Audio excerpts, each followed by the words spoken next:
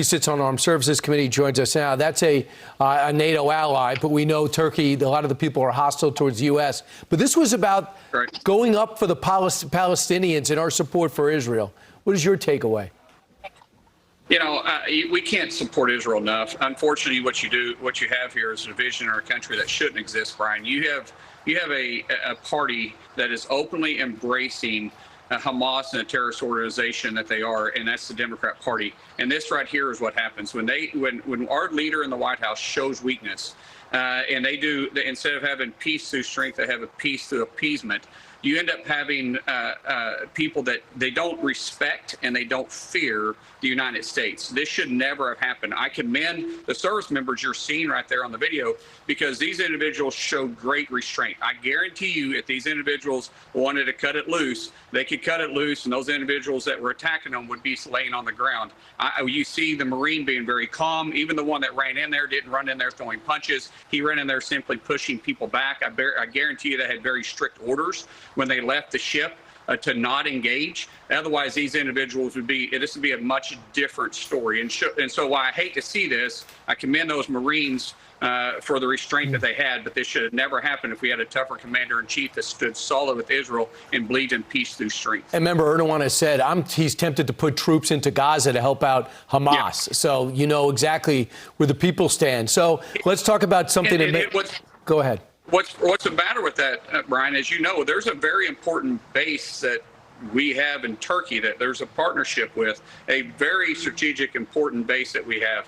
And at any given time, the disruption of that base could disrupt a lot of security measures we have in the region. So we still have to have a relationship with Erdogan and Turkey. And being a NATO ally, this stuff shouldn't happen. But this is why I go back to it, Brian, a weak leader causes this type of action to happen. Or non-leader who spends all his time on the beach instead of letting everybody know where he stands. And this must seem like a foreign country to you, because I have 4 affiliates over in Oklahoma. I've been there a lot. What do you think when you see what's happening in New York City? 7,000 people just 48 hours after the assassination of six hostages. We have this type of unrest in the streets of New York City for Hamas, for the Palestinians. What is your takeaway from that? For me, there needs to be some type of investigation into outside support for groups like this. Well, I hate to bring up January 6th, but you got to remember, after January 6th, you have Democrats that was calling all these Americans there domestic terrorists. Domestic terrorists. These are terrorists. These are individuals that are protesting in our streets. We saw this in D.C. Now we're seeing it in New York and other streets that are openly supporting a terrorist organization, Hamas. This isn't about Palestine. If the Palestinian people wanted to live underneath Palestinian rule, they could have lived in the West Bank. These individuals that are in Gaza chose to live underneath Hamas, which is a terrorist organization. It's a horrific thing that's taking place there, but they chose to live there. These individuals are supporting these individuals. They can say Palestinians, but it's Hamas to which they're supporting. That's a terrorist, Brian. That's a terrorist organization. Where's the FBI? Where's the Democrats calling them domestic terrorists now? Senator, I just want you to hear a little of the exchange from Meet the Press over the weekend.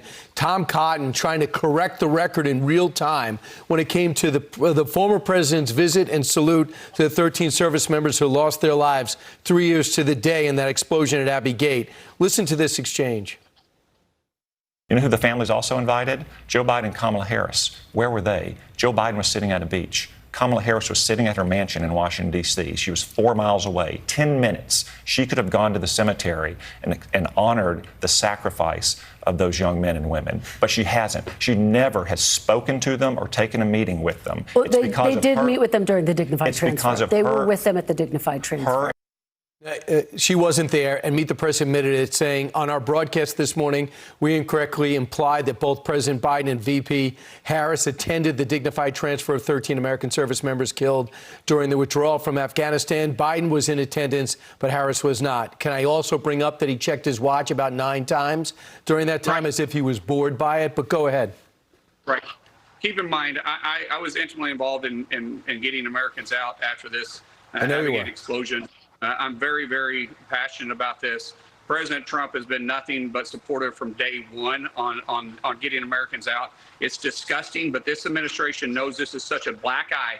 They want nothing to do with it. They'll do everything to take news away from it. And then what's despicable and disgusting is this left-wing media covers for them constantly. Instead of praising President Trump for being there and honoring these 13 soldiers, they started making a big deal about it and a big show about it and saying how disrespectful it was. It's not disrespectful ever to honor our fallen soldiers. It's not disrespectful to keep bringing up the memories of the sacrifice that thousands of Americans paid in Afghanistan for the years that we fought there. What's despicable and disgusting is the fact that we have a president and a vice president that doesn't even want to acknowledge it because of their disastrous withdrawal, which cost thousands and thousands of people's their lives, and it's still costing lives today. Senator Mark Wayne Mullen, thanks so much. Appreciate it. Message sent.